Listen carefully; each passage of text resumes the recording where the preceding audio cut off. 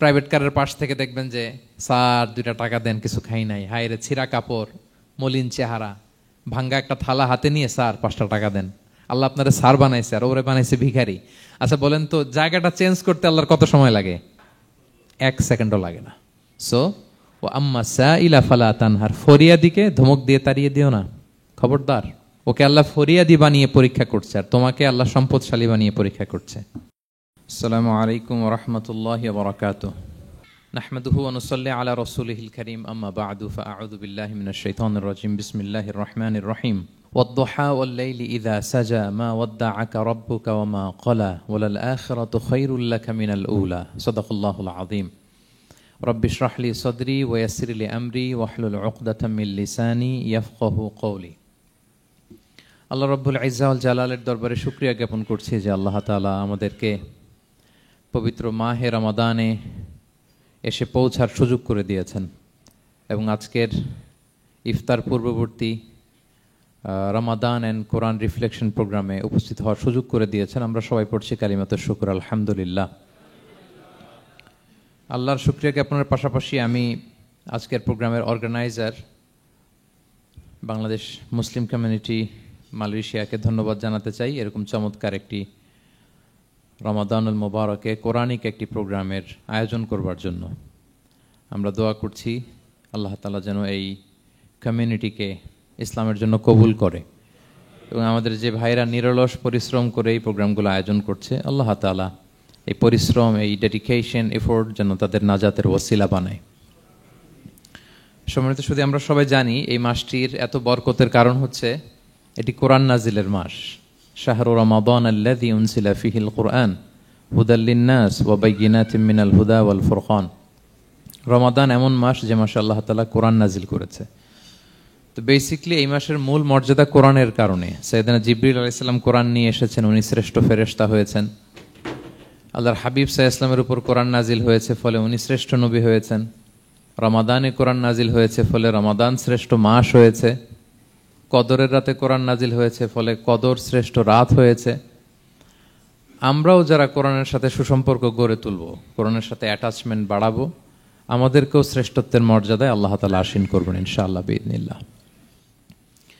তো আজকের প্রোগ্রামের আমার ফার্স্ট অ্যান্ড ফরমোস্ট রিমাইন্ডার হচ্ছে কোরআন নাজিলের মাসে আমরা যেন বেশি বেশি কোরআনের সাথে নিজেদের সম্পর্ককে নবায়ন করি এবং মজবুত করি।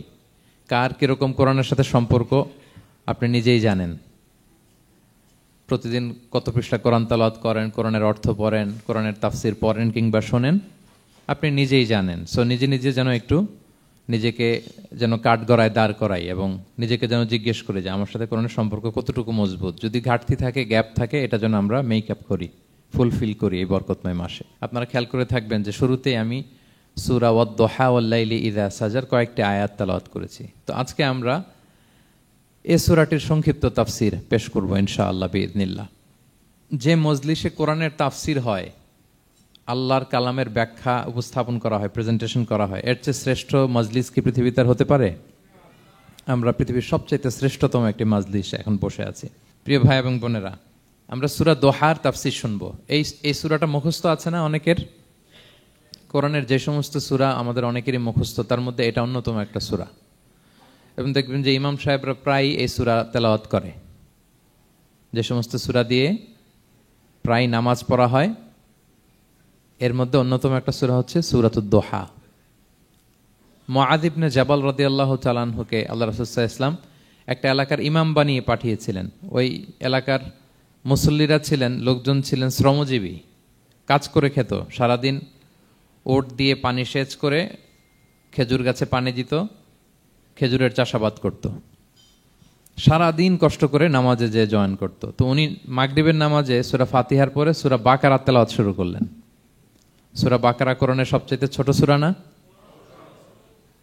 286টা আয়াত, মানে সবচেয়ে বড় সূরা। তো মাগরিবের সালাতে উনি যখন এত লম্বা তেলাওয়াত ধরলেন, মুসল্লিরা আর ইমাম সাহেবের সাথে থাকতে পারতেছে না। কারণ ওনারা তো, ইমাম সাহেবের হয়তো মন ফুরফুরে, উনি পড়তেছেন মনের আনন্দে দরাজ গলায়, কিন্তু মুসল্লিদের তো অবস্থা খারাপ। সারাদিন ওনারা খেতে খামারে কাজ করে আসছে, নামাজ ছেড়ে দিয়ে অনেকে চলে গেছে। একা একা নামাজ পড়ে যে আল্লাহ রাসূল সাল্লাল্লাহু আলাইহি ওয়াসাল্লামের কাছে যে বিচার দিল যে ইয়া রাসূলুল্লাহ, দেখেন এমন একজন ইমাম আপনি অ্যাসাইন করেছেন আমাদের এলাকায়, মাগরিবের নামাজে উনি সূরা বাকারা পড়ে, আর আমরা হচ্ছে শ্রমজীবী। রাসূল সাল্লাল্লাহু আলাইহি ওয়াসাল্লাম খুব রেগে গেলেন, মুআয ইবনে জাবালকে ডেকে বললেন, হে মুআয, আফাত্তানুন আন্ত, তুমি কি সমাজে ফিতনা ছড়াচ্ছ? তুমি জানো না এরা কারা? তোমার কি সূরা ওয়াদ-দুহা ওয়াল-লাইলি ইযা সাজা মুখস্থ নাই? তোমার কি ওয়াশ-শামসি ওয়া-দুহাহা এটা মুখস্থ নাই? তোমার কি সাব্বিহ ইসমা রাব্বিকাল আ'লা এই সূরাগুলো তোমার জানা নাই? উনি বললেন জানা আছে। তো এগুলো রেখে দিয়ে মাগরিবের নামাজে কেন সূরা বাকারা ধরলা? তোমার মুসল্লিরা তো শ্রমজীবী মুসল্লি। যখন ইমামের দায়িত্ব হচ্ছে পেছনে কারা আছে এটা খেয়াল করা। অনেক সময় ইমাম সাহেব আল্লাহু আকবার বলে যে নামাজ ধরছে, কি হচ্ছে পেছনে আর খোঁজ খবর নাই। আল্লাহর হাবিব সাল্লাল্লাহু আলাইহি ওয়াসাল্লাম কিন্তু এমন ইমাম ছিলেন না, উনি অত্যন্ত বিবেকবোধ সম্পন্ন একজন ইমাম ছিলেন। একবার পেছনে এক বাচ্চার কান্না শুনে উনি নামাজ ছোট করে দিয়েছেন। সবাই বললেন, ইয়া রাসূলুল্লাহ, এত ছোট নামাজ তো কখনো পড়তে দেখি না। তখন রাসূল সাল্লাল্লাহু আলাইহি ওয়াসাল্লাম বললেন, একটা ছোট বাচ্চার কান্নার আওয়াজ আমার কানে এসেছে। আমার মনে হচ্ছে বাচ্চাটাকে সামলাতে নারীদের কাতারে একটা মায়ের খুব কষ্ট হচ্ছে, এজন্য নামাজটা আমি খাটো করে দিয়েছি। দেখেন কি চিন্তা চেতনা, পিছনে কি হচ্ছে সব রাসূল সাল্লাল্লাহু আলাইহি ওয়াসাল্লাম এটা খেয়াল করতেন। তো এই সূরার একটা ফজিলত আপনি জানলেন যে রাসূল সাল্লাল্লাহু আলাইহি ওয়াসাল্লাম সূরা ওয়াদ-দুহা ওয়াল-লাইলি ইযা সাজা এটা তেলাওয়াত করতে বলেছিলেন মুআয ইবনে জাবাল রাদিয়াল্লাহু তাআলা আনহুকে। এটা কোরআনের 93 নম্বর সূরা। কত নাম্বার? এটা মাক্কি সূরা, আর নাজিলের ধারাবাহিকতা অনুযায়ী এটা 11তম সূরা। মানে এই সূরার আগে আরো 10টা সূরা নাজিল হয়েছিল, তার মানে মক্কার একেবারে শুরুর দিকে এই সূরাটা নাজিল হয়েছিল। আপনারা জানেন যে এবছর আমার একটা বই এসেছে এক নজরে কোরআন নামে, সেখানে আমি প্রত্যেকটা সূরার সার সংক্ষেপ নিয়ে সংক্ষেপে, খুব সংক্ষেপে, কখনো যদি সুযোগ হয় আপনারা দেখবেন যে প্রত্যেকটা সূরা 5 পৃষ্ঠার মধ্যে আমরা নিয়ে আসার চেষ্টা করেছি। সেখানে এগুলো পাবেন, সূরাটা কয় নাম্বার, নাজিলের ধারাবাহিকতা কখন, তারপর কোরআন শরীফের মধ্যে কখন, এটার ফজিলত কি, এটার সেন্ট্রাল থিম কি, মেজর থিম কি, কজ এন্ড ইফেক্ট কি, সব কেস স্টাডি থেকে শুরু করে রিফ্লেকশন সব আমরা সেখানে উল্লেখ করেছি। তো এই সূরাটা শুরুর দিকে, একেবারে শুরুর দিকে নাজিল হয়েছে। তার আগে মাত্র 10টি সূরা নাজিল হয়েছে। তো নাজিল হতে হতে 10টা সূরা যখন নাজিল হলো, এরপর অনেক দিন রাসূল সাল্লাল্লাহু আলাইহি ওয়াসাল্লামের কাছে কোনো সূরা নাজিল হয় না। কয়দিন নাজিল হয় না? কোনো বর্ণনায় 15 দিন, কোনো বর্ণনায় 1 মাস, কোনো বর্ণনায় 2 মাস, কোনো বর্ণনায় 6 মাস, টানা 6 মাসের গ্যাপ ওহী নাজিল হয় না। আল্লাহর হাবিব সাল্লাল্লাহু আলাইহি ওয়াসাল্লাম তিনি ওহী মিস করতে শুরু করলেন, যে ঘটনা কি, কোরআন নাজিল হচ্ছে না কেন, হঠাৎ এত গ্যাপ কেন? ওনার মাথায় কয়েকটা জিনিস ঘুরপাক খেলো। একটা ঘুরপাক খেলো যে আমার কোনো কাজে আল্লাহ আবার অসন্তুষ্ট হলো নাকি, অথবা আমি কোরআনের আয়াত এই বাণীগুলো পৌঁছে দেওয়ার ক্ষেত্রে আমার কোনো গাফলতি হয়ে গেল নাকি, সামহাও কি আল্লাহর সাথে আমার কানেকশন এটা কি লুজ হয়ে যাচ্ছে, আমি কি কোনোভাবে আল্লাহ থেকে দূরে সরে পড়তেছি। রাসূল সাল্লাল্লাহু আলাইহি ওয়াসাল্লাম টেনশনে পড়ে গেলেন, চিন্তায় পড়ে গেলেন, কি রে ওহী আসে না কেন, আসে না কেন, আসে না কেন। এটা ছিল একটা দিক। আরেকটা দিক হচ্ছে আল্লাহর হাবিব সাল্লাল্লাহু আলাইহি ওয়াসাল্লামের কাছে কোরআনের আয়াত যাই নাজিল হতো উনি যে লোকদের কাছে প্রচার করে দিতেন। এখন নাজিল হয়েছে এখনই যে প্রচার শুরু, রাতে নাজিল হয়েছে রাতেই প্রচার শুরু, দিনে নাজিল হয়েছে দিনেই প্রচার শুরু, যখন নাজিল তখন প্রচার। কারণ আল্লাহ তাআলা বলেছেন, ইয়া আইয়ুহার রাসূলু বাল্লিগ মা উনজিলা ইলাইক মির রাব্বিক, আপনার রবের পক্ষ থেকে যা নাজিল হয়েছে প্রচার করেন। তো এই যে মাঝখান দিয়ে কয়েক মাস যার কোনো প্রচার টচার করে না, মুশরিকরা টিটকারি মারতে শুরু করলো, বলে কি মুহাম্মদ, তোমার আল্লাহ তোমার ভুলে গেছে বোধহয়, তোমার আল্লাহ বোধহয় তোমাকে আর পছন্দ করে না। আগে তো প্রতিদিন কিছু না কিছু শোনাতা যে এইটা নাজিল হয়েছে, ওইটা আসছে, এই বিধান ওই বিধান, এখন তো কোনো খোঁজ খবর নাই। ঘটনা কি?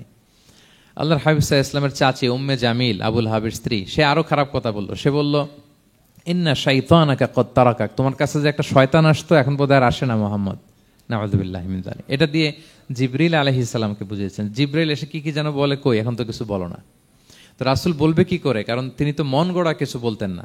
আল্লাহর হাবিব সাল্লাল্লাহু আলাইহি ওয়াসাল্লাম মনে যা ইচ্ছা হয় মন গড়া কখনো কিছু বলেছেন? আওয়াজ করে বলেন, মন গড়া বলতেন তিনি? ওয়ামা ইয়ানতিকু আনিল হাওয়া ইন হুয়া ইল্লা ওয়াহয়ুন ইউহা, আল্লাহর ওহী আসলে সেটা শোনাতেন। তো ওহীও আসে না, উনি শোনাতেও পারে না, ওহীও নাই, উনি শোনাতেও পারে না। এই যে একটা কষ্টকর মুহূর্ত রাসূল সাল্লাল্লাহু আলাইহি ওয়াসাল্লামের, কিরে মাসের পর মাস চলে গেল ওহী আসতেছে না কেন, আমার কি কোনো ভুল হচ্ছে নাকি, আল্লাহকে আমাকে অপছন্দ করলেন? রাসূল সাল্লাল্লাহু আলাইহি ওয়াসাল্লাম যখন এরকম দুশ্চিন্তিত, পেরেশান, অ্যাংজাইটিতে পড়ে গেলেন, ভারাক্রান্ত, ঠিক তখন রাসূল সাল্লাল্লাহু আলাইহি ওয়াসাল্লামকে সান্ত্বনা দেওয়ার জন্য এই সূরাটা আল্লাহ নাজিল করেছেন। সান্ত্বনা দেওয়ার জন্য এই সূরাটা বেশ আশা জাগানিয়া সূরা, মোটিভেশনাল সূরা, ইন্সপিরেশনাল সূরা। আপনার মন খারাপ হলে আপনি এই সূরাটা পড়বেন, এই সূরাটা, এবং এটার পরে আরেকটা সূরা আছে, সূরাতু আলাম নাশরাহ, আপনার মন ভালো হয়ে যাবে। এটাকে দি অ্যান্টি ডিপ্রেসেন্ট সূরা বলে, মানে ডিপ্রেশন কাটায় ফেলে। আমাদের এরকম অনেক সময় হয় না যে হতাশ, দেয়ালে পিঠ ঠেকে গেছে, কোনো বের হওয়ার রাস্তা নাই, কই যাব, কোথাও সফলতা নাই, সবাই আমাকে ভুল বুঝতেছে, এরকম মাঝে মাঝে হয় না? আমাদের সবার লাইফে আপস অ্যান্ড ডাউনস আছে। আপনি যখন ভারাক্রান্ত হবেন, কষ্টে থাকবেন, এই সূরাটা পড়বেন, দেখবেন যে আপনার ডিপ্রেশন দূর হয়ে গেছে। তো আল্লাহর হাবিব সাল্লাল্লাহু আলাইহি ওয়াসাল্লাম যখন এরকম ভারাক্রান্ত ছিলেন, চিন্তিত ছিলেন, তখন আল্লাহর হাবিব সাল্লাল্লাহু আলাইহি ওয়াসাল্লামকে চিন্তামুক্ত করবার জন্য আল্লাহ তাআলা এই চমৎকার সূরাটি নাজিল করেছেন। আল্লাহ নাজিল করলেন, আউযু বিল্লাহি মিনাশ শাইতানির রাজিম, বিসমিল্লাহির রহমানির রহিম, ওয়াদ-দুহা ওয়াল-লাইলি ইযা সাজা মা ওয়াদ্দাআকা রাব্বুকা ওয়া মা ক্বালা ওয়ালাল আখিরাতু খায়রুল লাকা মিনাল উলা ওয়ালা সাউফা ইউতিকা রাব্বুকা ফাতারদা। আল্লাহ তাআলা বললেন ওয়াদ-দুহা, আলোর শপথ। আমি একবার সরল বঙ্গানুবাদ করি, তারপরে আমি তাফসিরে ঢুকছি। ওয়াদ-দুহা, আলোর শপথ। ওয়াল-লাইলি ইযা সাজা, রাতের শপথ, যখন রাত নিঝুম নিস্তব্ধ হয়।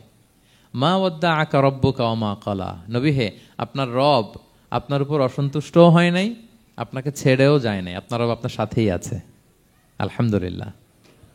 ফিল করবেন যে আল্লাহ আমার সাথে আছে। সবসময় এটা ফিল করতে হবে যে আল্লাহ তাআলা আমার সাথে আছেন, তিনি আমাকে ভুলে যান নাই, ছেড়ে যান নাই। আরে তার রহমত ছাড়া তো একটা শ্বাস নেওয়া তো আমার সম্ভব না, ঠিক কিনা বলেন? আল্লাহর রহমত ছাড়া একটি সেকেন্ড এই পৃথিবীতে সার্ভাইভ করা কি আমাদের পক্ষে সম্ভব না? ওয়ালাল আখিরাতু খায়রুল লাকা মিনাল উলা, নবী হে, আপনার পরবর্তী সময় পূর্ববর্তী সময়ের চেয়ে অনেক ভালো হবে ইনশাআল্লাহ। মানে good days are coming in your life, ভালো সময় আসতেছে। ওয়ালা সাউফা ইউতিকা রাব্বুকা ফাতারদা, আর আপনার রব আপনাকে এত দিবেন আপনি খুশি হয়ে যাবেন। আপনার রব আপনাকে এত দিবেন আপনি নিয়ে কুলাতে পারবেন না। আলাম ইয়াজিদিকা ইয়াতীমান ফাআওয়া, নবী আপনি কি ইয়াতীম ছিলেন না? তিনি কি আপনাকে আশ্রয় দেননি? ওয়া ওয়াজাদাকা দাল্লান ফাহাদা, আপনি পথ খুঁজতেছিলেন, আল্লাহ আপনাকে পথ দেখিয়েছেন। ওয়া ওয়াজাদাকা আইলান ফাআগনা, আপনি নিঃস্ব রিক্ত হস্ত ছিলেন, আল্লাহ তাআলা আপনাকে ধনী বানিয়েছেন। ফাআম্মাল ইয়াতীমা ফালা তাকহার, খবরদার এতিমের সাথে কখনো কঠোর হবেন না। ওয়া আম্মা সাইলা ফালা তানহার, ফরিয়াদি যে সোয়াল করে হাত পাতে তাকে ধমক দিয়ে তাড়িয়ে দিবেন না। ওয়া আম্মা বিনি'মাতি রাব্বিকা ফাহাদ্দিস, আর আপনার রবের যে নেয়ামত আপনার প্রতি, এটার বর্ণনা করুন। সুবহানাল্লাহ। এ হচ্ছে সরল অনুবাদ সূরাতুদ দুহার। এবার আসুন আমরা এটার তাফসিরে ঢুকি। আল্লাহ তাআলা প্রথমে দুইটা শপথ করলেন, কসম করলেন, দুইটা ওথ। আমরা যদি সংক্ষেপে ভাগ করি তাহলে 11 আয়াত বিশিষ্ট এই সূরাতে প্রথম 2 আয়াতে দুইটা শপথ আছে, তারপরের 3টা আয়াতে রাসূল সাল্লাল্লাহু আলাইহি ওয়াসাল্লামকে 3টা কনফার্মেশন দেওয়া হয়েছে, সুসংবাদ দেওয়া হয়েছে। এরপরের 3টা আয়াতে আল্লাহর হাবিব সাল্লাল্লাহু আলাইহি ওয়াসাল্লামের অতীতে আল্লাহ কি নিয়ামত দিয়েছেন সেটার একটা রিমাইন্ডার দেওয়া হয়েছে। আর সবশেষে 3টা ওয়ার্ক প্ল্যান দেওয়া হয়েছে, কর্মসূচি, সেগমেন্ট। আপনি এক নজরে কোরআন এগুলো পাবেন, এরকম সেগমেন্ট আকারে আমরা ভাগ করেছি। আই রিপিট, আমি আবারও বলছি, সূরা দোহার 11 আয়াত বিশিষ্ট এই সূরার প্রথম 2 আয়াতে 2টি শপথ, তারপরের 3 আয়াতে 3টি সুসংবাদ, তারপরের 3 আয়াতে অতীতে যে রাসূলকে নেয়ামত দেওয়া হয়েছিল সেটা স্মরণ করিয়ে দেওয়া, আর শেষ 3 আয়াতে 3টা ওয়ার্ক প্ল্যান, কর্মসূচি, রাসূল সাল্লাল্লাহু আলাইহি ওয়াসাল্লাম কি করবেন। ক্লিয়ার হয়ে গেছে না সূরাটা? আসুন এবার তাফসিরে ঢুকি। আল্লাহ তাআলা বললেন ওয়াদ-দুহা, নবী আলোর শপথ। আলো, দোহা মানে আলো। আমার সাথে আওয়াজ করে বলুন, দোহা মানে কি? আলো, সকালের আলো, প্রভাতের সূর্য কিরণ। দিনের প্রথম অংশে একটা সানশাইন থাকে না, খুব চমৎকার লাগে 9টা 10টার দিকে, হ্যাঁ, সানশাইন। এই সকালের সানশাইনটাকে আরবিতে বলে দোহা। এই জন্য এই সময় আল্লাহর হাবিব সাল্লাল্লাহু আলাইহি ওয়াসাল্লাম নামাজ পড়তেন, এটাকে বলে সলাতুদ দোহা, মানে দোহার নামাজ। এটাকে বলে সলাতুদ দোহা, দোহার নামাজ। তো দেখেন রাসূল সাল্লাল্লাহু আলাইহি ওয়াসাল্লামের মন ভালো করবার জন্য প্রথমে আল্লাহর ওয়ার্ডিংটা দেখেন, আল্লাহ তাআলা কেমন চমৎকার শব্দ চয়েস করেন। প্রথমে আল্লাহ বললেন আলো। আলো বললে তো মনটা ভালো হয়ে যায়, কি বলেন? এই আলো মানে আশার আলো, সম্ভাবনার আলো, প্রশান্তির আলো। ওয়াদ-দুহা, আলোর শপথ। মানে নবী আপনি হতাশ হবেন না, হাল ছাড়বেন না, ভরসা রাখুন। আপনি ঘর থেকে বের হন, দেখুন কি চমৎকার আলো। It's a beautiful day out there, জান, হোয়াট এ নাইস সানশাইন। কি চমৎকার উজ্জ্বল প্রভাতের সূর্য কিরণ, এত চমৎকার জলজলে সানশাইনিং এনভায়রনমেন্টে আপনার মন খারাপ হয় কি করে? ওয়াদ-দুহা, দোহার শপথ মানে প্রভাতের সূর্য কিরণের শপথ। আবার বললেন ওয়াল-লাইলি ইযা সাজা, রাতের শপথ, যখন সে রাত নিঝুম হয়, গভীর হয়, নিস্তব্ধ হয়, দুইটা শপথ, আলোর শপথ আর রাতের অন্ধকারের শপথ। আলোর শপথ বলে বেসিকলি আল্লাহ তাআলা ওহির আগমনকে বুঝিয়েছেন, আর রাতের শপথ বলে আল্লাহ তাআলা বেসিকলি ওহির অনুপস্থিতিকে বুঝিয়েছেন। মানে রাত দিন দুইটাই যেমনি লাগে, আল্লাহ তাআলা বোঝাতে চাইলেন নবী আপনি টেনশন করবেন না, আমি উইথ ইউ, আমি আপনার সাথে আছি। ওহি আসা না আসা দুইটাই গুরুত্বপূর্ণ। রেগুলার যদি ওহি আসে, এটা রিসিভ করতে আপনার কষ্ট হয়ে যাবে। আল্লাহর পক্ষ থেকে আসমানি কিতাবের যে ওহি, এটা সাধারণ কোনো কথা না। ইন্না সানুলকি আলাইকা কওলান সাকিলা, এটা খুব ভারী, হেভি ওয়েট। এটা পাহাড়ে নাজিল করলে, লাউ আনজালনা হাযাল কুরআনা আলা জাবাল লারাআইতাহু খাশিআম মুতাসাদ্দিআম মিন খাশিয়াতিল্লাহ, এটা মাউন্ট এভারেস্টের উপর নাজিল করলে পাহাড় ভেঙে খান খান হয়ে যেত। শীতের রাতে কোরআন নাজিল হলে রাসূল সাল্লাল্লাহু আলাইহি ওয়াসাল্লাম ঘেমে একাকার হয়ে যেতেন, কপাল বেয়ে টপ টপ করে ঘাম পড়তে ওহি রিসিভ করতে যেয়ে। তিনি ওটের উপরে করে মরুভূমিতে চড়ছেন, ওহি নাজিল হলে ওটের বুক মাটিতে মিশে যেত। এক সাহাবার মাথায়, পায়ের মধ্যে মাথা রেখে রাসূল সাল্লাল্লাহু আলাইহি ওয়াসাল্লাম শুয়েছিলেন, তখন ওহি নাজিল হলো। সাহাবা বলছেন ওহির ভারে মনে হচ্ছে যে আমার পায়ের হাড্ডিটাই ফেটে যাবে। তার মানে এটা খুব ভারী বাণী, খুবই ভারী, এটা সাধারণ কোনো কালাম না। তো এই যে রাসূল সাল্লাল্লাহু আলাইহি ওয়াসাল্লামের কাছে যে ওহি নাজিল হচ্ছিল, এটা যদি রেগুলার নাজিল হয়, এটা রিসিভ করা রাসূল সাল্লাল্লাহু আলাইহি ওয়াসাল্লামের জন্য সহজ হবে না, কঠিন হয়ে যাবে। রেগুলার ওহি নাজিল হলে এটার যে পাওয়ার, প্রেশার, রাসূল সাল্লাল্লাহু আলাইহি ওয়াসাল্লামের স্নায়ু এটা বরদাস্ত করতে পারবে না। তো আল্লাহ বোঝাতে চাইলেন নবী, আমি কাফির রাজা বলে আপনাকে আমি ভুলে গেছি, কখনো না, নেভার এভার। বরং আপনার যাতে একটু রেস্ট হয়, আরাম হয়, আপনাকে একটু কমফোর্ট দেওয়ার জন্য আমি সাময়িকভাবে ইচ্ছে করে ওহিটা বন্ধ রেখেছি। সুবহানাল্লাহ পড়বেন না? আপনার যাতে একটু কমফোর্ট হয়, আপনার যেন একটু আরাম হয়, ওহি রিসিভ করে করে যেন আপনি অভ্যস্ত হতে পারেন, এজন্য আমি ইচ্ছা করে আপনাকে একটু আরাম দেওয়ার জন্য ওহি বন্ধ রেখেছি। সারাদিন যদি, মানে দিনের 24 ঘন্টায় যদি সূর্য থাকে, ভাল লাগবে? আচ্ছা বলেন, 6 মাস টানা সূর্য ভাল লাগবে আপনার? রোদের গরমে আমরা অস্থির হয়ে যাব। তো 12 ঘন্টা সূর্যের আলোর পরে যেমনি রাতের দরকার আছে, আল্লাহ বোঝাতে চাইলেন ওহি নাজিল হওয়ার পাশাপাশি মাঝে মাঝে ওহি ব্রেক দেওয়ার দরকার আছে, ওহি বন্ধ থাকার দরকার আছে।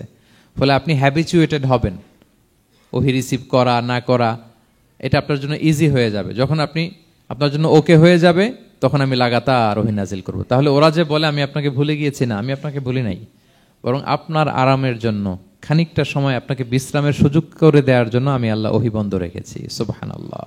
তার মানে আল্লাহ তাআলা নবীকে ভুলেন নাই বা নবী সাল্লাল্লাহু আলাইহি ওয়াসাল্লামের উপর অসন্তুষ্ট হন নাই, ইচ্ছে করে আল্লাহ তাআলা কিছুদিন ওহি বন্ধ রেখেছেন। প্রতিদিন সূর্য থাকলে যেমনি ভাল লাগে না, মানে 24 ঘন্টা, এজন্য 12 ঘন্টা সূর্য দিয়ে আল্লাহ 12 ঘন্টা রাত দিয়েছেন, আমাদের আরামের, বিশ্রামের, ঘুমের আয়োজন করেছেন। ঠিক তেমনি রেগুলার ওহি রিসিভ করলে রাসূল সাল্লাল্লাহু আলাইহি ওয়াসাল্লামের জন্য কষ্ট হয়ে যাবে, এজন্য ইচ্ছে করে আল্লাহ গ্যাপ দিয়েছেন। আল্লাহর হাবিব সাল্লাল্লাহু আলাইহি ওয়াসাল্লামের উপর আল্লাহ অসন্তুষ্ট হননি। এটাই আল্লাহ তাআলা বললেন যে ওয়াদ-দুহা ওয়াল-লাইলি ইযা সাজা, প্রভাতের সূর্য কিরণের শপথ, রাতের নিঝুম নিস্তব্ধ পরিবেশের শপথ। মা ওয়াদ্দাআকা রাব্বুকা ওয়া মা ক্বালা, আপনার রব আপনারে ভুলেও যায় নাই, আপনারে ছেড়েও যায় নাই, আপনার উপর নাখোশও হয় নাই। সুবহানাল্লাহ। আপনার রব আপনার সাথেই আছে, এটা সবসময় ফিল করবেন যে আমার রব আমার সাথে আছে।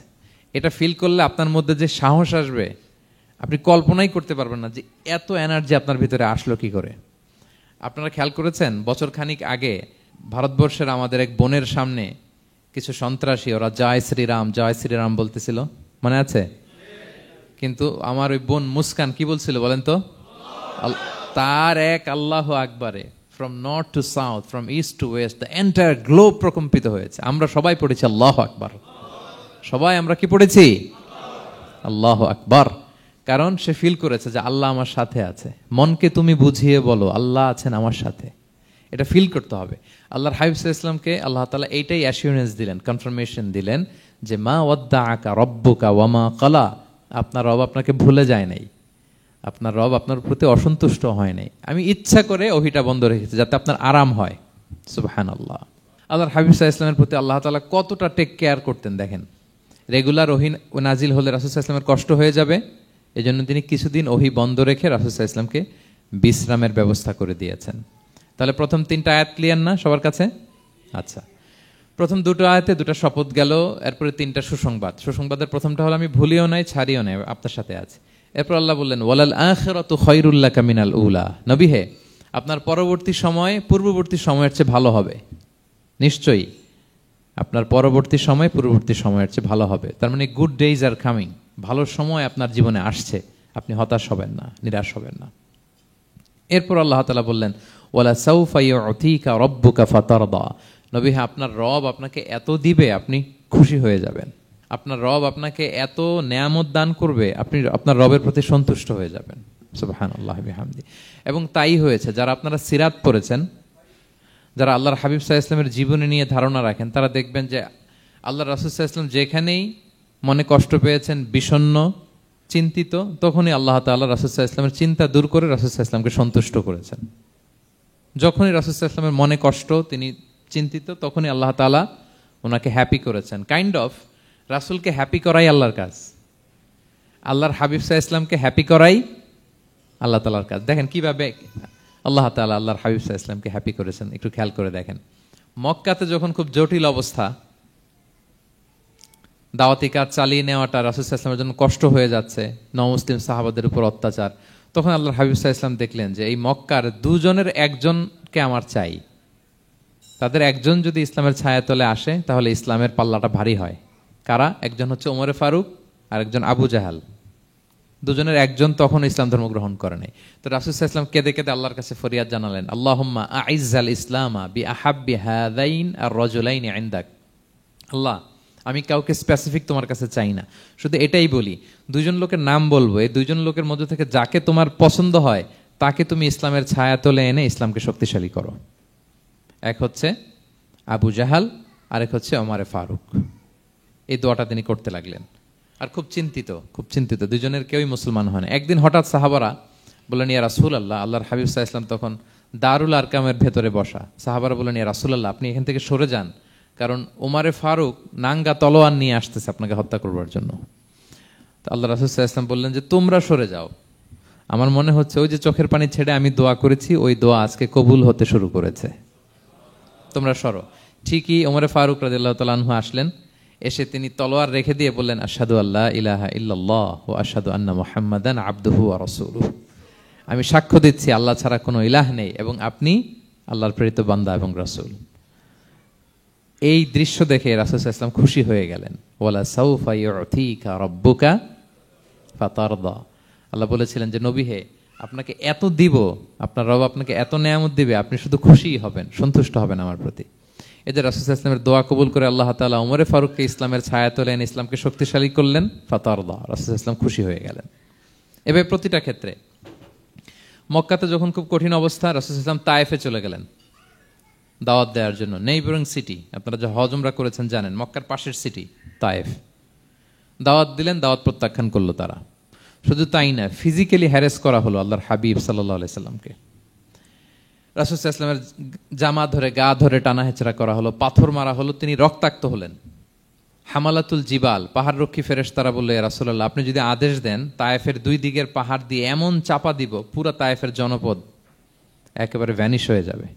আল্লাহর হাবিব সাল্লাল্লাহু আলাইহি ওয়াসাল্লাম বললেন, না, আমি আশা করি তাদের পরবর্তী নেক্সট জেনারেশনের কেউ না কেউ পড়বে লা ইলাহা ইল্লাল্লাহ মুহাম্মাদুর রাসূলুল্লাহ। তাই হয়েছে। এখন তায়েফে যান, শুধু মসজিদ আর মসজিদ, মসজিদ আর মসজিদ। কি চমৎকার পরিবেশ! তায়েফে গেলে মনেই হবে না আরব দেশ। বৃষ্টি হয় প্রতিদিন, অনেক চাষাবাদ হয়, চমৎকার এলাকা। রাসূল সাল্লাল্লাহু আলাইহি ওয়াসাল্লামের দোয়ার বরকত। তো তায়েফবাসী দাওয়াত প্রত্যাখ্যান করলো। রাসূল সাল্লাল্লাহু আলাইহি ওয়াসাল্লাম গায়ের রক্ত পরিষ্কার করে নাখলা নামক খেজুরের বাগানে যায়েদ রাদিয়াল্লাহু তাআলা আনহুকে ফজরের নামাজ পড়তেছিলেন। আল্লাহর হাবিব সাল্লাল্লাহু আলাইহি ওয়াসাল্লাম যখন ফজরের সালাতে তেলাওয়াত করতে লাগলেন, একদল জিন পাশ দিয়ে যাচ্ছিল। তারা তাদের এলাকায় যেয়ে বলল, ইন্না সামি'না কুরআনান আজাবা ইয়াহদি ইলা রুশদি ফাআমান্না বিহি। জিনেরা আগে আকাশের উপরে উঠে ফেরেশতারা কি বলে চুরি করে শুনে আসতো। হঠাৎ জিনেরা আর উপরে যেতে পারে না, উপরে যেতে চাইলেই ফাআতবাআহু শিহাবুন সাকিব, আগুনের পাথর মারা হয়। ঘটনা কি? সব জিনেরা বৈঠক বসালো। ঘটনা কি? আগে কত তথ্য আগেই জেনে যেতাম, জেনে গণকদেরকে বলতাম, গণকরা আমাদেরকে ধন্যবাদ জানাইতো। তো এখন তো আসমানের সিকিউরিটি এত বেড়ে গেল কেন? কারণ কি? ওই যে শেষ নবী আসার কথা যে মনে হয় চলে আসছে, দেখো তো কোথায় আসছে উনি। খুঁজতে খুঁজতে খুঁজতে একদল ওই দিন ফজরের সময় আল্লাহর হাবিব সাল্লাল্লাহু আলাইহি ওয়াসাল্লাম রক্তাক্ত হয়ে ফজরের সালাত যখন পড়তেছেন, ওই কোরআন তেলাওয়াত শুনে তারা এলাকায় যে বলল যে ইন্না সামি'না কুরআনান আজাব, এক আজীব কোরআন শুনে আসছি, ইয়াহদি ইলা রুশদি, এই কোরআন মানুষকে হেদায়েতের পথে নিয়ে যায়, ফা আমান্না বি, আমরা ঈমান এনে ফেললাম। সুবহানাল্লাহ পড়েন। তো রাসূল সাল্লাল্লাহু আলাইহি ওয়াসাল্লাম তো এটা জানেন না। আল্লাহ তাআলা জিবরাইল মারফত জানালেন যে হে নবী, আপনি এসেছিলেন ম্যানকাইন্ডকে দাওয়াত দিতে তায়েফের, তারা দাওয়াত গ্রহণ করে নাই, ম্যানকাইন্ড রিজেক্ট করেছে। কিন্তু আরেকটা জাতি আছে যাদেরকে আপনি দেখেন না, তাদেরকে বলে জিন কাইন্ড, মানে জিন জাতি। পুরো জিন জাতি কালিমা পড়ে মুসলমান হয়ে গিয়েছে নবী। বলে সাউফা ইউতিকা রাব্বুকা ফাতারদা, নবী আপনার রব আপনাকে এত নেয়ামত দিবেন আপনি খুশি হয়ে যাবেন। নবী সাল্লাল্লাহু আলাইহি ওয়াসাল্লাম ওইখানে আবার খুশি হয়ে গেলেন, রক্তাক্ত, ইনজুর্ড। কিন্তু যখন শুনলেন মানুষ জাতি তারা ঈমান আনে নাই, কিন্তু জিন জাতি তারা ঈমান এনেছে, আল্লাহর হাবিব সাল্লাল্লাহু আলাইহি ওয়াসাল্লাম আবার আনন্দিত হলেন। তাহলে আল্লাহর হাবিব সাল্লাল্লাহু আলাইহি সাল্লামকে আনন্দিত করাই হচ্ছে আল্লাহর কাজ, খুশি রাখাই হচ্ছে আল্লাহর কাজ। সুবহানাল্লাহি বিহামদি। আল্লাহর হাবিব সাল্লাল্লাহু আলাইহি সাল্লামের বয়স যখন 50 বছর, ওনার কাছের দুইজন আত্মীয় মারা গেল। ওনার প্রিয়তমা স্ত্রী খাদিজা রাদিয়াল্লাহু তাআলা আনহা ইন্তেকাল করলেন, ওনার প্রিয় চাচা আবু তালেব ইন্তেকাল করলেন। দুইজনই শেল্টার দিত, একজন ঘরে একজন বাইরে। আবু তালেবের কারণে কেউ রাসূল সাল্লাল্লাহু আলাইহি ওয়াসাল্লামের গায়ে হাত তোলার সাহস পায় নাই। তো উনি যখন ইন্তেকাল করলেন, রাসূল সাল্লাল্লাহু আলাইহি ওয়াসাল্লাম বিপদে পড়ে গেলেন। সারাদিন কাফেরদের বকা ঝকা গালি খেয়ে ঘরে যখন আসতেন, খাদিজা রাদিয়াল্লাহু তাআলা আনহার কথা শুনলে ওনার হৃদয়টা প্রশান্ত হয়ে যেত। তো বাইরের চাচাও নাই, ভেতরের স্ত্রীও নাই, দুজনই মারা গেলেন ওই বছর। ওই বছরকে বলা হয় আমুল হুজন, মানে দুশ্চিন্তার বছর। এত ভারাক্রান্ত আল্লাহর হাবিব সাল্লাল্লাহু আলাইহি ওয়াসাল্লাম হলেন, চিন্তিত হলেন, মনটা ভেঙে খান খান। আল্লাহ তাআলা কিন্তু ঠিকই বুঝেন যে তার হাবিবকে কখন হ্যাপি করতে হবে। আল্লাহ তাআলা তখন সাইয়েদনা জিবরাইল আলাইহিস সালামকে পাঠালেন যে যাও, আমার বন্ধুকে আর পৃথিবীতে থাকার দরকার নাই, আমার বন্ধুকে ঊর্ধ্ব জগতের নৈশ ভ্রমণের ইনভাইটেশন দিয়ে আসো, মানে মেরাজের ইনভাইটেশন দিয়ে আসো। পড়েন সুবহানাল্লাহ। সুবহানাল্লাযী আসরা বিআবদিহি লাইলাম মিনাল মাসজিদিল হারামি ইলাল মাসজিদিল আকসা, মসজিদুল হারাম থেকে মসজিদুল আকসা, তারপরে উপরে সুম্মা দানা ফাতাদাল্লা ফাকানা কাবা কাউসাইনি আও আদনা। আল্লাহর আরশে চড়ে গেলেন, জান্নাত জাহান্নাম দেখিয়ে, নতুন কিছু গিফট দিয়ে, তার পেয়ারা হাবিবের মন ভালো করে এরপরে আবার দুনিয়ায় পাঠালেন। ওয়ালা সাউফা ইউতিকা রাব্বুকা ফাতারদা, নবী হে আপনাকে এত নেয়ামত দিব আপনি শুধু খুশি হবেন আর সন্তুষ্ট হবেন। সুবহানাল্লাহ। এবার বুঝতে পারতেছেন কিভাবে আল্লাহর হাবিবকে আল্লাহ তাআলা খুশি করেছেন। মক্কায় আর থাকতে পারতেছেন না, এমন অবস্থা যে কোনো সময় আল্লাহর হাবিব সাল্লাল্লাহু আলাইহি ওয়াসাল্লামকে হত্যা করা হবে। আল্লাহ তাআলা আল্লাহর হাবিবের জন্য নতুন জায়গার ব্যবস্থা করে দিলেন, তওবা কিংবা তাইবা, যেটাকে আমরা মদিনা বলি। তিনি মদিনায় গেলেন, আবার রাসূল সাল্লাল্লাহু আলাইহি ওয়াসাল্লামের হৃদয় প্রশান্ত হলো। কিন্তু মদিনায় যে তিনি কাবাকে মিস করতে আরম্ভ করলেন। আল্লাহর হাবিব সাল্লাল্লাহু আলাইহি ওয়াসাল্লাম নবী হওয়ার পরে টানা 14 বছর কিবলা ছিল কিন্তু বাইতুল মাকদিস। কিন্তু মক্কায় যখন তিনি ইবাদত করতেন, তিনি বাইতুল মাকদিসের দিকেই হয়েই নামাজ পড়তেন, কিন্তু সামনে কাবাটারে রাখতেন। কথা বুঝতে পেরেছেন? মক্কায় যখন তিনি নামাজ পড়তেন 13 বছর, কিবলা যেহেতু বাইতুল মাকদিস, বাইতুল মাকদিসের দিকেই হয়ে নামাজ পড়তেন, কিন্তু মাঝখানে রাখতেন কোনটারে? কাবাকে। তাহলে কেমন যেন কাবাই তার সামনে। আচ্ছা, কিন্তু মদিনায় যখন গেলেন, এখন তো আর সুযোগ নাই, কাবা একদিকে, বাইতুল মাকদিস আরেক দিকে, এখন কাবাকে আর সামনে রাখা যাচ্ছে না। মিস করতে লাগলেন কাবাকে। আর প্রত্যেক নামাজের পরে আকাশের দিকে তাকায় থাকেন, ইস আল্লাহ যদি আয়াত নাজিল করে আমার জন্মস্থান যে মক্কা, আমার পূর্বপুরুষ ইব্রাহিম আলাইহিস সালামের যে ওই কাবার দিকে যদি কিবলাটা ঘুরাই দিত কতই না ভালো হতো। আল্লাহ বলেন যে আপনি যে কদ নারা তাকাল্লুবা ওয়াজহিকা ফিস সামা, নবী আপনি যে আকাশের উপর চেহারা উঠিয়ে মনে মনে কি চান আমি তো বুঝি। আল্লাহর হাবিব সাল্লাল্লাহু আলাইহি ওয়াসাল্লামকে খুশি করার জন্য আল্লাহ আয়াত নাজিল করলেন, ফাওয়াল্লি ওয়াজহাকা শাতরাল মাসজিদিল হারাম। নবী হ্যাঁ, আপনাকে খুশি করার জন্য নতুন বিধান নাজিল করলাম। এখন থেকে, ফ্রম রাইট নাও, আপনি যখনই নামাজ পড়বেন এখন থেকে কাবামুখী হয়ে আপনি সালাত আদায় করবেন। তাহউইলুল কিবলা, কিবলা পরিবর্তন হয়ে গেল। সুবহানাল্লাহ বিহামদি। আপনারা মসজিদে নববীর পাশে মদিনাতে একটা মসজিদ দেখবেন, এটাকে বলে মসজিদ যুল কিবলাতাইন। এমন মসজিদ যে মসজিদে এক নামাজে 2 কিবলা শেয়ার করা হয়েছিল। মানে এই আয়াত যখন নাজিল হলো, আল্লাহর হাবিব সাল্লাল্লাহু আলাইহি ওয়াসাল্লামের সাথে একজন নামাজ পড়ে যে ওই মসজিদে যে দেখে কিছু লোক নামাজ পড়তেছে ওই বাইতুল মাকদিসের দিকে হয়ে, কারণ তখন পর্যন্ত ওইটাই কিবলা। তিনি নামাজরত অবস্থায় এদেরকে বললেন যে তোমরা তো জানো না, এই মাত্র আয়াত নাজিল হয়েছে, কিবলা কিন্তু আর ওই দিক নাই, ডাইরেকশন চেঞ্জ, এদিকে হয়ে যাও। তো ইমাম সহ মুসল্লি সব ঘুরে নামাজের মধ্যে ওইদিকে হয়ে গেছে। তাহলে একই নামাজে 2টা কিবলা শেয়ার করা হয়েছে, ফলে তখন থেকে মসজিদের নাম হয়ে গেছে মসজিদ যুল কিবলাতাইন, 2 কিবলাওয়ালা মসজিদ। তাহলে দেখেন, আল্লাহর হাবিব সাল্লাল্লাহু আলাইহি ওয়াসাল্লামকে খুশি করার জন্য আল্লাহ তাআলা কিবলা চেঞ্জ করে দিছে। সুবহানাল্লাহ বলতে পারলেন না? এভাবে যখনই আল্লাহর হাবিব সাল্লাল্লাহু আলাইহি ওয়াসাল্লাম বিষণ্ণ, চিন্তিত, মন খারাপ, ওনার মন ভালো করার দায়িত্ব নিয়েছে কে? জিব্রাইল এসে শোনাতে লাগলো আগের জামানায় কেউ 500 বছর 700 বছর হায়াত পেয়েছে। বনি ইসরাইলের অনেক মুজাহিদ 1000 বছর জেহাদ করেছে। কয় হাজার বছর জেহাদি করছে? 1000 বছর। আমরা হায়াত পাই কয় বছর? আমাদের হায়াত কয় বছর অন অ্যান অ্যাভারেজ? 60-70। আল্লাহর হাবিব সাল্লাল্লাহু আলাইহি ওয়াসাল্লাম এটাই বলেছেন যে আমার উম্মতি মা বাইনা 60 ইলা 70, আমাদের গড় আয়ু 60 থেকে 70। ওয়া আকাল্লুহুম মা ইয়াজুজু যালিক, আর সামান্য অল্প সংখ্যকই মানুষ এটাকে ক্রস করতে পারে। এই কথা শুনে যে আগের উম্মত 1000 বছর জেহাদ করছে, এটা শুনে রাসূল সাল্লাল্লাহু আলাইহি ওয়াসাল্লাম আবার কাঁদতে আরম্ভ করলেন, হায় রে আমার গুনাহগার উম্মতের কি হবে? আমার উম্মত তো 60-70ই শেষ, আমার উম্মতের কি হবে? আবার চিন্তিত, আবার কান্নাকাটি। তখন আল্লাহ তাআলা নাজিল করলেন, ইন্না আনসালনাহু ফি লাইলাতিল কদর ওমা আদরাকা মা লাইলাতুল কদর লাইলাতুল কদরি খায়রুম মিন আলফি শাহর। নবী আপনি কাঁদবেন না, ওদেরকে হায়াত দিছি বেশি, কদর দেই নাই। আপনার উম্মতকে হায়াত কম দিছি, কিন্তু আপনার উম্মতের জন্য আমি লাইলাতুল কদর রেখে দিয়েছি। এক কদরের রাতে ইবাদত করলে খায়রুম মিন আলফি শাহর, 1000 মাস ইবাদত করলে যে পরিমাণ সওয়াব, অতটুকু না, খায়ের এর চেয়ে বেশি সওয়াব আল্লাহ তাআলা আপনার উম্মতের আমলনামায় দিয়ে দিবেন। আবার আল্লাহর হাবিব সাল্লাল্লাহু আলাইহি ওয়াসাল্লাম মন ভালো হয়ে গেল। ওয়ালা সাউফা ইউতিকা রাব্বুকা, সবাই বলেন ওয়ালা সাউফা ইউতিকা রাব্বুকা ফাতারদা। নবী হে এত দিব, আপনি শুধু হ্যাপি হবেন, হ্যাপি। এরপরে বদরের যুদ্ধে বিজয় দান করলেন, মক্কা বিজয় দান করলেন, তাবুক যুদ্ধে বিজয় দান করলেন। সব শেষে জান্নাতে ওনার জন্য স্পেশাল একটা জায়গা থাকবে, ওই জায়গায় কেউ বসতে পারবে না। জায়গাটার নাম মাকামে মাহমুদ। ওয়া মিনাল লাইলি ফাতাহাজ্জাদ বিহি নাফিলাতাল লাকা আসা আন ইয়াবআসাকা রাব্বুকা মাকামাম মাহমুদা।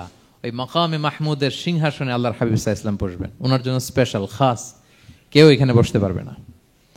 তার মানে হ্যাপি শুধু দুনিয়াতেই করবে না আল্লাহ তাআলা, আল্লাহর হাবিবকে আখিরাতেও করবে। আল্লাহর হাবিব সাল্লাল্লাহু আলাইহি ওয়াসাল্লামকে কাউসার দেয়া হবে, ইন্না আ'তাইনা কাল কাউসার। হে নবী আপনাকে কাউসার দিয়েছি, এমন হাউজে কাউসার যে হাউজে কাউসারের সামনে পান পেয়ালা, যেটা দিয়ে পানি নিয়ে আপনি উম্মতকে খাওয়াবেন, এটার সংখ্যা আকাশের তারা যত বেশি তার চেয়েও বেশি। হাউজে কাউসারের পানি এটা দুধের চেয়েও সাদা, বরফের চেয়েও ঠান্ডা, মধুর চেয়েও মিষ্টি। এক ঢোক যে খাবে চিরকালের জন্য তার গলা থেকে তৃষ্ণা মিটে যাবে। He will never ever be thirsty again. একবার খাইছে তো শেষ। পেতে চান সেটা আল্লাহর হাবিবের কাছ থেকে? আমরা পেতে চাই কি চাই না বলেন? ইন্না আতাইনা কাল কাউসার। নবী আপনাকে আমি কাউসার দিয়েছি। সব শেষে আল্লাহর হাবিব সাল্লাল্লাহু আলাইহি ওয়াসাল্লাম সুপারিশ করার অনুমতি পাবেন, যেদিন কেউ সুপারিশ করতে পারবে না। সবাই বলবে নফসি নফসি নফসি নফসি, থার থার করে কাঁপবে। এক একজন নবী, ইব্রাহিম আলাইহিস সালাম, ঈসা আলাইহিস সালাম, মূসা আলাইহিস সালাম, থার থার করে কাঁপবে। আর আল্লাহর হাবিব সাল্লাল্লাহু আলাইহি ওয়াসাল্লাম ওই মাকামে মাহমুদে সিংহাসন ফেলে দিয়ে সেজদায় শুধু কাঁদতে থাকবে, আর সেজদার মধ্যে বলবে উম্মতি উম্মতি উম্মতি উম্মতি। হে আল্লাহ আপনি আমার গুনাহগার উম্মতকে বাঁচান, আল্লাহ আপনি আমার গুনাহগার উম্মতকে বাঁচান, আল্লাহ আপনি আমার গুনাহগার উম্মতকে বাঁচান। আল্লাহ তাআলা এটা সহ্য করতে না পেরে জিবরাইল আলাইহিস সালামকে বলবেন যে ওয়াসআলহু মা ইউবকিক, জিবরাইল যাও জিজ্ঞেস করো তো আমার বন্ধু এত কাঁদে কেন, কি চায় জিজ্ঞেস করো। তো আল্লাহর হাবিব সাল্লাল্লাহু আলাইহি ওয়াসাল্লাম বলবেন আল্লাহুম্মা উম্মতি উম্মতি, আল্লাহ আমার উম্মতকে বাঁচান, আমার গুনাহগার উম্মতকে বাঁচান। আল্লাহ তাআলা এবার জিবরাইল মারফত বলবেন যে ইযহাব ইলা মুহাম্মদ সাল্লাল্লাহু আলাইহি ওয়াসাল্লাম, যাও মুহাম্মদের কাছে যাও, ওয়াকুল লাহু, তাকে বলো দুনিয়াতে যেমনি কখনো কষ্ট পেতে দেই নাই, বারবার তাকে হ্যাপি করেছি, খুশি করেছি। ওয়া ইন্না সানুরদিকা ফি উম্মাতিকা ওয়ালা নাসুউক, আজকের এই কঠিন দিনেও আমার হাবিবকে আমি কষ্ট দিব না, তার উম্মতের ব্যাপারেও তাকে আমি খুশি করে দেব। তার গুনাহগার উম্মতের ব্যাপারেও আজকে মুহাম্মদ সাল্লাল্লাহু আলাইহি ওয়াসাল্লামকে আমি খুশি করে দেব। আল্লাহর হাবিব সাল্লাল্লাহু আলাইহি ওয়াসাল্লাম তখন সুপারিশ শুরু করবেন। আল্লাহু আকবার, আল্লাহু আকবার। ওয়ালা সাউফা ইউতিকা রাব্বুকা ফাতারদা। নবী হে আপনাকে এত নেয়ামত দিব আপনি নিয়ে কুলাতে পারবেন না। সব শেষে এই গুনাহগার উম্মতকে সুপারিশ করে জাহান্নাম থেকে নাম কাটিয়ে সবাইকে নিয়ে তিনি একটা ফ্ল্যাগ হাতে নিয়ে তিনি জান্নাতের দিকে ছুটবেন। ওই ফ্ল্যাগের মধ্যে লেখা থাকবে আলহামদু। কি লেখা থাকবে? মানে প্রশংসা, প্রশংসার পতাকা। নিজেও তো প্রশংসিত। মুহাম্মদ মানে কি জানেন? মুহাম্মদ মানে কি? প্রশংসিত। এই কারণে মুহাম্মদ সাল্লাল্লাহু আলাইহি ওয়াসাল্লামকে মক্কার লোকেরা গালি দিয়েও শান্তি পেত না। মানে যদি বলি এই প্রশংসিত লোকটা খারাপ, কথাটা হইল? প্রথমে আগে বলা লাগে কি? প্রশংসিত। মুহাম্মদ মানে কি? তো এই জন্য মক্কার লোকেরা রাসূল সাল্লাল্লাহু আলাইহি ওয়াসাল্লামকে মুহাম্মদ না বলে ডাকতো মুদাম্মাম, মানে নিন্দিত। তো মুদাম্মাম তো রাসূলের নাম না, রাসূল সাল্লাল্লাহু আলাইহি ওয়াসাল্লামের নাম কি? মুহাম্মদ, প্রশংসিত। এই জন্য গালি দিয়েও তারা মজা করতে পারতো না, সুবিধা করতে পারতো না। গালি দিলেও আগে প্রশংসা করে নেওয়া লাগতো। প্রথমে বলতো মুহাম্মদ পাগল, এরকম বলতো নাউযুবিল্লাহ, তার মানে প্রশংসিত লোকটা পাগল হইলো, এটা গালি হয়েছে? ঘুরে ফিরে তো প্রশংসাই হয়ে গেল। তো আল্লাহর হাবিব সাল্লাল্লাহু আলাইহি ওয়াসাল্লাম লিওয়াউল হামদ, প্রশংসার ফ্ল্যাগ নিয়ে বিশাল উম্মতকে নিয়ে জান্নাতে অভিমুখে যাবেন এবং জান্নাতের দরজায় হি উইল বি দা প্রথম নক করবেন উনি। তখন জান্নাতের রক্ষী ফেরেশতা বলবে মান আনতা, কে? আল্লাহর হাবিব সাল্লাল্লাহু আলাইহি ওয়াসাল্লাম বলবেন আনা মুহাম্মদ, আমি মুহাম্মদ। তো ফেরেশতা বলবে আমরা দাঁড়ায় আছি এজন্য আল্লাহ বলে দিয়েছেন মুহাম্মাদের আগে কাউকে যেন এন্ট্রি দেয়া না হয়, আপনার আগে যেন কারোর জন্য জান্নাতের দরজা না খুলি, স্পেশাল উপর থেকে অর্ডার আছে। আপনি যেহেতু নক করেছেন, ওয়েলকাম, আসেন। পুরো উম্মাহ নিয়ে আল্লাহর হাবিব সাল্লাল্লাহু আলাইহি ওয়াসাল্লাম জান্নাতে ঢুকবেন। ওয়ালা সাউফা ইউতিকা রাব্বুকা ফাতারদা, নবী হে আপনাকে অচিরেই এত নেয়ামত দিব আপনি সন্তুষ্ট হয়ে যাবেন। প্রথম দুইটা শপথ গেল, এরপর তিনটা সুসংবাদ গেল। এরপর আল্লাহ তাআলা অতীতে যে নবীর পাশে ছিলেন, অতীতে যে বিভিন্ন নেয়ামত দিয়ে আল্লাহর হাবিব সাল্লাল্লাহু আলাইহি ওয়াসাল্লামকে আল্লাহ তাআলা ধন্য করেছেন, এগুলো রিমাইন্ডার দিচ্ছেন যে নবী আপনি কেন চিন্তিত হন, আমি আগেও ছিলাম আপনার সাথে, এখনো আছি, ভবিষ্যতেও থাকবো। তিনি বললেন আলাম ইয়াজিদকা ইয়াতীমান ফাআওয়া, তিনি কি আপনাকে ইয়াতীম অবস্থায় পাননি, তিনি কি আপনাকে আশ্রয় দেননি? আপনারা জানেন আল্লাহর হাবিব সাল্লাল্লাহু আলাইহি ওয়াসাল্লাম যখন মায়ের পেটে, তখনই তার পিতা দুনিয়া থেকে ইন্তেকাল করেছেন। মায়ের পেটে তার বয়স হচ্ছে 6 মাস, দুনিয়াতে আসেননি আল্লাহর হাবিব সাল্লাল্লাহু আলাইহি ওয়াসাল্লাম রাহমাতাল লিল আলামিন। মায়ের পেটে থাকা অবস্থায় বাবা হারিয়েছেন, দুনিয়াতে আসলেন 6 বছর বয়সে তিনি মাকে হারিয়েছেন। কয় বছর বয়সে? 6 বছর। তারপর মায়ের ইন্তেকালের পরে দাদার কাছে, আব্দুল মুত্তালিবের কাছে লালিত পালিত হতে লাগলেন। 8 বছর বয়সে দাদাও ইন্তেকাল করলেন। বাবা চলে গেলেন জন্মের আগে, মা চলে গেলেন 6 বছর, মানে শিশু থাকতে। 8 বছর বয়সে তো শিশু, দাদাও চলে গেলেন। 8 বছর বয়স থেকে আল্লাহর হাবিব সাল্লাল্লাহু আলাইহি ওয়াসাল্লাম চাচার কাছে এতিম অবস্থায় লালিত পালিত হতে লাগলেন। এবং আবু তালেব এত ভালোবাসতো, ইমান আনে নাই, শেষ পর্যন্ত ইমান আনেনি, শিরকের উপরে ইন্তেকাল করেছে, কিন্তু আল্লাহর হাবিব সাল্লাল্লাহু আলাইহি ওয়াসাল্লামকে এত ভালোবেসেছেন, বাবার যে কি মানে পিতৃ স্নেহের যে কি মায়া, এটা বুঝতে দেন নাই কখনো, এটার অভাব কখনো তিনি টের পান নাই। ওনার যে বাবা নাই, আবু তালেবের কারণে এতটা ভালোবেসেছেন। তার মানে কখনোই রাসূল সাল্লাল্লাহু আলাইহি ওয়াসাল্লামকে লালন পালন, রক্ষণাবেক্ষণ, টেক কেয়ারের কোনো গ্যাপ আল্লাহ তাআলা রাখেননি। হালিমাতু সাদিয়ার কাছে, পরে মায়ের কাছে, উম্মে আইমানের কাছে, দাদা আব্দুল মুত্তালিবের কাছে, পরে চাচার কাছে, একটার পর একটা, স্লট বাই স্লট রেডি। সেটাই স্মরণ করে দিলেন যে নবী এমন তো হয় নাই যে আপনাকে লালন পালনের জন্য কেউ ছিল না। আলাম ইয়াজিদকা ইয়াতীমান ফাআওয়া, আপনার রব কি আপনাকে ইয়াতীম অবস্থায় আশ্রয়ের ব্যবস্থা করে দেননি? মানে তখন তো আমি ছিলাম আপনার সাথে, কেউ ছিল না, তখন তো আমি ছিলাম। তো আপনারা তো ভয় কিসের? আপনি হতাশ হবেন না, নিরাশ হবেন না, হাল ছাড়বেন না আপনি। তাহলে প্রিয় ভাইরা, আল্লাহর হাবিব সাল্লাল্লাহু আলাইহি ওয়াসাল্লাম ইয়াতীম অবস্থায় পৃথিবীতে এসেছিলেন এবং এজন্য ইয়াতীমের সাথে ভালো আচরণ তিনি করতে বলতেন আল্লাহর হাবিব সাল্লাল্লাহু আলাইহি ওয়াসাল্লাম। যারা এতিমকে ভালোবাসে আল্লাহ তাদেরকে ভালোবাসে। এবং আল্লাহর হাবিব সাল্লাল্লাহু আলাইহি ওয়াসাল্লাম বলতেন আনা ওয়া কাফিলুল ইয়াতীমি ফিল জান্নাতি কাহাতাইন, আমি এবং এতিমের রক্ষণাবেক্ষণকারী এইভাবে প্রতিবেশীর মতো জান্নাতে থাকব। এই দুই আঙ্গুলের মাঝে যেমনি গ্যাপ নাই, আমার আর এতিমের রক্ষণাবেক্ষণকারী তার বাড়ির মাঝখানে কোনো গ্যাপ থাকবে না জান্নাতে। We will be neighbour in paradise, জান্নাতে এরকম আমরা কাছাকাছি থাকবো। আল্লাহু আকবার পড়েন।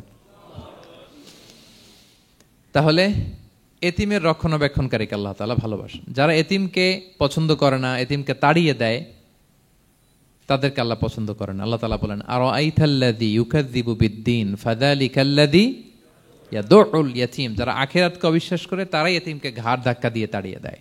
কোনো বিশ্বাসী কখনো এতিমের সাথে খারাপ আচরণ করে না। আপনাদের যাদের মন শক্ত, অনেকের চোখ দিয়ে পানি নামে না। আমার এক আত্মীয় আছে খুব আল্লাহওয়ালা, আমার জীবনে এত আল্লাহওয়ালা আমি দেখি নাই, কিন্তু ওনার চোখ দিয়ে পানি নামে না।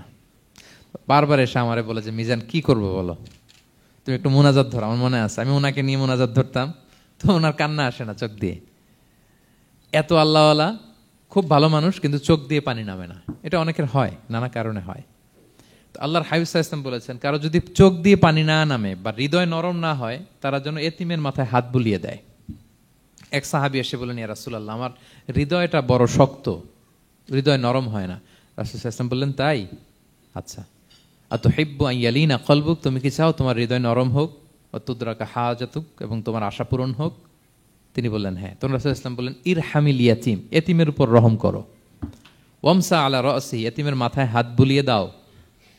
ওয়া আতইমহু মিন তুআমিক, তোমার খাবার এতিমকে খাওয়াও। তালিনু কলবুক, তোমার অন্তর নরম হবে। তুদরাকা হাজাতুক, তোমার ইচ্ছা পূরণ হবে। তাহলে হৃদয় যদি শক্ত থাকে, কার মাথায় হাত বুলাবেন?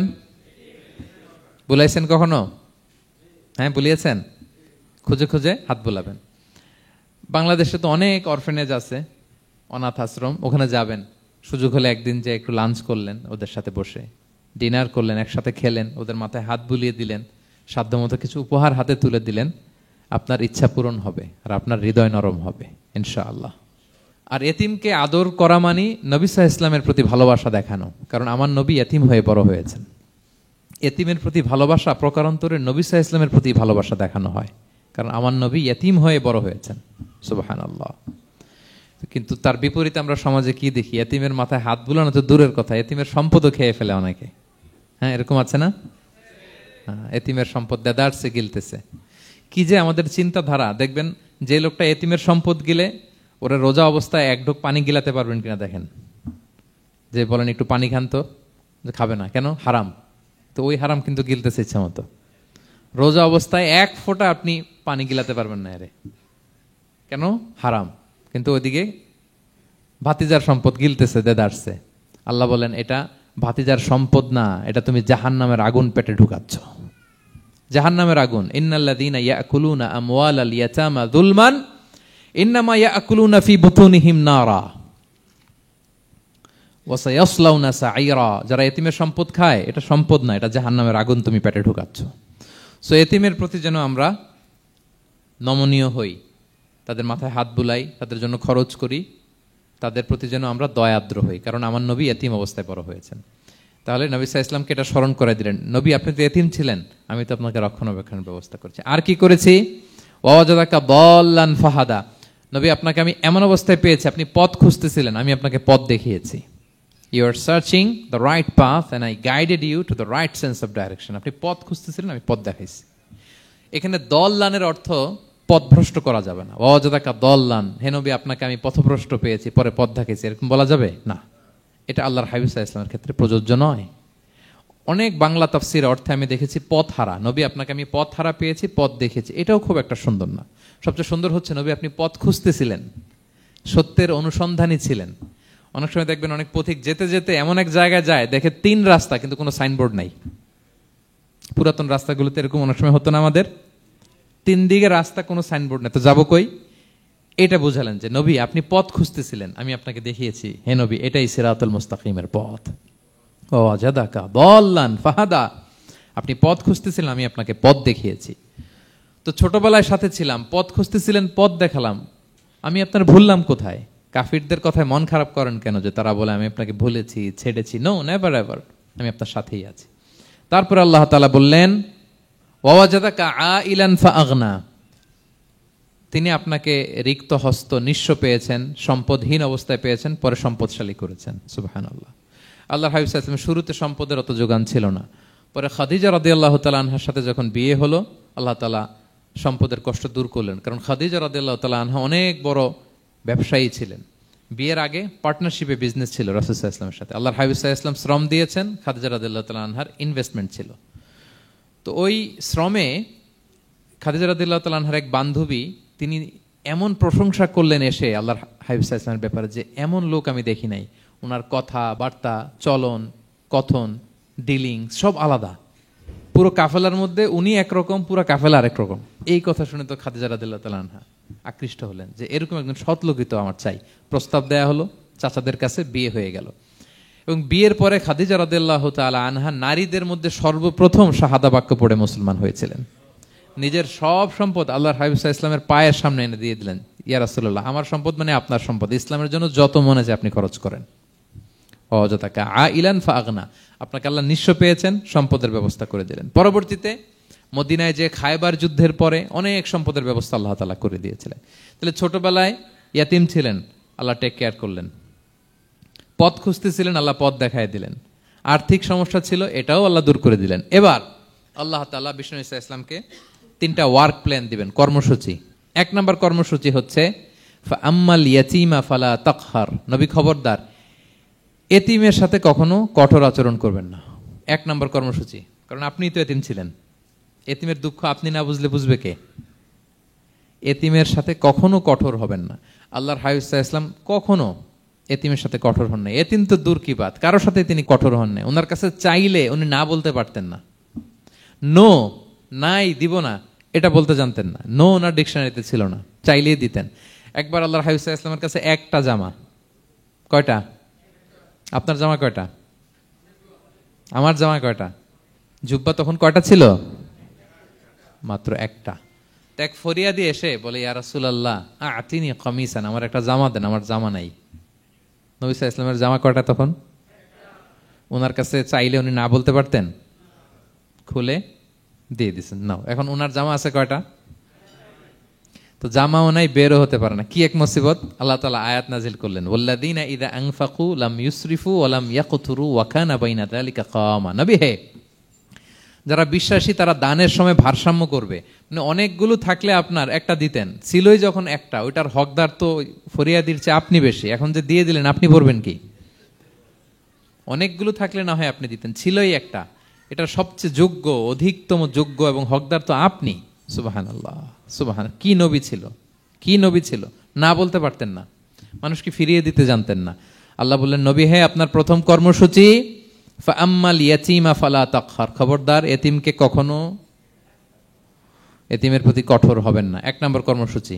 এটা শুধু নবীর জন্য কর্মসূচি নাকি আমাদের জন্য না? হ্যাঁ, সবার জন্য। এতিমদের সাথে যেন আমরা রূঢ় ভাষী না হই, তাদের সাথে যেন রূঢ় আচরণ না করি। 2 নম্বর, ও আম্মা সাইলা ফালা তানহার। ফরিয়াদিকে ধমক দিবেন না, হাত পাতলে ধমক দিবেন না। আমরা অনেক সময় ধমক দেই, আপনারা দেন কখনো? না, আমরা দিতে পারবো না। ধমক দিতে নিষেধ করেছেন আল্লাহ তাআলা। আম্মা সাইলা ফালা তানহার। যদি না থাকে বুঝিয়ে বলেন যে এখন পারতেছি না, কিন্তু ধমক দিবেন না কখনো। কারণ আপনি এখন বড় সাহেব হয়ে গেছেন, প্রাইভেট কারের পাশ থেকে দেখবেন যে স্যার 2টা টাকা দেন, কিছু খাই নাই। হায় রে, ছিঁড়া কাপড়, মলিন চেহারা, ভাঙ্গা একটা থালা হাতে নিয়ে, স্যার 5টা টাকা দেন। আল্লাহ আপনারে স্যার বানাইছে আর ওরে বানাইছে ভিখারি। আচ্ছা বলেন তো, জায়গাটা চেঞ্জ করতে আল্লাহর কত সময় লাগে? ওরে ভিতরে বসায় স্যার বানাবে আর আপনারে ভাঙ্গা একটা থালা দিয়ে এরকম ওই যে টোল টোল যেখানে নেয় ওখানে দাঁড় করাবে। বলেন আল্লাহর কয় সেকেন্ড লাগবে? লাগবে? লাগবে? 1 সেকেন্ডও লাগে না। সো ও আম্মা সাইলা ফালা তানহার। ফরিয়াদিকে ধমক দিয়ে তাড়িয়ে দিও না, খবরদার। ওকে আল্লাহ ফরিয়াদি বানিয়ে পরীক্ষা করছে, আর তোমাকে আল্লাহ সম্পদশালী বানিয়ে পরীক্ষা করছে। তাহলে 1 নম্বর কর্মসূচি ছিল এতিমের সাথে রূঢ়ভাষী হবেন না। 2 নম্বর হচ্ছে ফরিয়াদিকে ধমক দিবেন না। 3 নম্বর, ওয়া আম্মা বিনি'মাতি রাব্বিকা ফাহাদ্দিস। আল্লাহ তাআলা আপনাকে যে নেয়ামত দিয়েছে, এই নেয়ামতের আপনি কি করেন? বর্ণনা করেন। ওয়া আম্মা বিনি'মাতি রাব্বিকা ফাহাদ্দিস। আল্লাহ নেয়ামতের বর্ণনা করেন, শুকরিয়া করেন। কারণ আল্লাহ তাআলা আমাদের অনেককে ইয়েতিম বানায় নাই, আমাদেরকে ফরিয়াদি বানায় নাই। আমরা অনেকেই আছি, আমরা এখনো ইয়েতিম না। আমার আব্বা আম্মা এখনো বেঁচে আছেন, আমাদের অনেকের আব্বা আম্মা বেঁচে আছেন। ইয়েতিম মূলত ছোট অবস্থায় যদি বাবা মারা যায় তাকে আরবিতে ইয়েতিম বলে। মান মাতা আবুহু ওয়া হুয়া সগীর। কেউ ছোট, তার বাবা মারা গেছে, তাকে শরীয়তের পরিভাষায় কি বলে? ইয়েতিম। তা আমরা অনেকেই তো ইয়েতিম না, আমরা অনেকেই তো অন্যের কাছে হাত পাতা লাগে না। তো আমরা ভালো আছি না? আমাদের দেখবেন যে প্রায় হিসাবটা হচ্ছে আমার কি নাই। আমাদের হিসাবটা কি? কি নাই। কি যে আছে এটার হিসাব করে কুলানোও যাবে না, ঠিক কিনা বলেন? হ্যাঁ, ঠিক যেই মুহূর্তে এখানে বসে আমরা এই চমৎকার ইফতারি নিয়ে বসে আছি, ঠিক একই মুহূর্তে দেখবেন যে হসপিটালের আইসিইউতে শুয়ে শুয়ে কাতরাচ্ছে অনেকে। হ্যাঁ, ঠিক এই মুহূর্তে কিডনি ডায়ালিসিস চলতেছে, দেখছেন? কিডনি পেশেন্ট এদিকে ছিদ্র করে ব্লাড সব বের হয়ে রিফাইনিং হয়ে আরেক দিক দিয়ে ঢুকে। ওর চিৎকার শুনলে, বার্ন ইউনিটে গেছেন কখনো? আগুনে পোড়া রোগী, আপনার তো অনেক কিছু নাই, আমার এটা নাই, ওইটা নাই, আল্লাহ এটা দিল না, এটা নিয়ে আসেন। আপনি বার্ন ইউনিটে একদিন যায়েন, তাহলে বুঝবেন যে আল্লাহ আপনার কত শান্তিতে রেখেছে। না খেয়ে কয় রাত কাটিয়েছি আমরা, বলেন তো? কত লোক বাড়ি ভাড়া পরিশোধ করতে পারে না, ঋণের বোঝায় জর্জরিত, দুরারোগ্য ব্যাধিতে আক্রান্ত, ক্যান্সারের লাস্ট স্টেজে, তাদের সাথে একটু দেখা করেন। 4th স্টেজে চলে আসছে ক্যান্সার পেশেন্ট, তার চেহারা, তার খাবার, তার চলাফেরা, কিভাবে তার প্রতিটা সেকেন্ড কাটে, একটু দেখে আসবেন, তাইলে বুঝবেন যে কত আল্লাহর দেয়া নেয়ামতের সাগরে হাবুডুবু খাই আমরা। এজন্য আল্লাহ বলেছেন 3 নম্বর কর্মসূচি হচ্ছে ওয়া আম্মা বিনি'মাতি রাব্বিকা ফাহাদ্দিস, আল্লাহর নেয়ামতের শুকরগুজার হও। আল্লাহ যে নেয়ামত দিয়েছে এই নেয়ামত তুমি বর্ণনা করো। অনেকে আছে আল্লাহর নেয়ামত দিলে ওটা প্রকাশ করতে চায় না, এটা আল্লাহ পছন্দ করে না। মানে আপনি যদি অনেক সম্পদশালী হন, আপনি সুন্দর পরিচ্ছন্ন জামা পরবেন, মানুষকে দান করবেন, আপনার বাড়ি ঘর সুন্দর হবে, এটা নিষেধ নয়, এটা ভালো। আপনি আল্লাহর দেয়া নেয়ামত ব্যবহার করতে পারবেন এবং বলতেও পারবেন, কিন্তু শুকরান লা ফখরান, শুকরিয়া স্বরূপ বলবেন, ফখর করে অহংকার করে না। বলতে পারেন আলহামদুলিল্লাহ, আল্লাহ তাআলা আমাকে 4টা ছেলে দান করেছে, 4 জন হাফেজ, আল্লাহ তাআলা আমাকে থাকার মতো একটা ঘর দিয়েছে, একটা বাড়ি দিয়েছে, একটা গাড়ি দিয়েছে, সম্মান নিয়ে সমাজে চলার মতো আল্লাহ তাআলা আমাকে দিয়েছেন। এটা যদি আপনি শুকরিয়া স্বরূপ বলেন, এটাতে সমস্যা নেই, কিন্তু অহংকার নিয়ে বলা যাবে না। ইন্নাল্লাহা ইউহিব্বু আইয়ারা আসারা নি'মাতিহি আলা আবদিহি, আল্লাহ তাআলা যে নেয়ামত তার বান্দাকে দিল, ওইটার একটা নমুনা দেখতে আল্লাহ পছন্দ করে। আল্লাহ বানাইছে আপনার বিলিয়নিয়ার, আপনি হচ্ছেন ছেঁড়া পরা জামা পরে চলেন, হবে? বানাইছে আল্লাহ তাআলা আপনাকে অনেক সম্পদশালী, আপনার চলা ফেরা কোনো রুচিই নাই, এটা হইলো না। আল্লাহ চায় যে তোমার যে নেয়ামত দিছে এটার একটা নমুনা তোমার মধ্যে থাক, এটাও শুকরগুজার হওয়ার একটা আলামত। তাহলে 3 নম্বর কর্মসূচি কি? ওয়া আম্মা বিনি'মাতি রাব্বিকা ফাহাদ্দিস, আল্লাহর নেয়ামতের শুকরগুজার হও, আল্লাহ তাআলা যে নেয়ামত দিয়েছে সেটা বর্ণনা করো।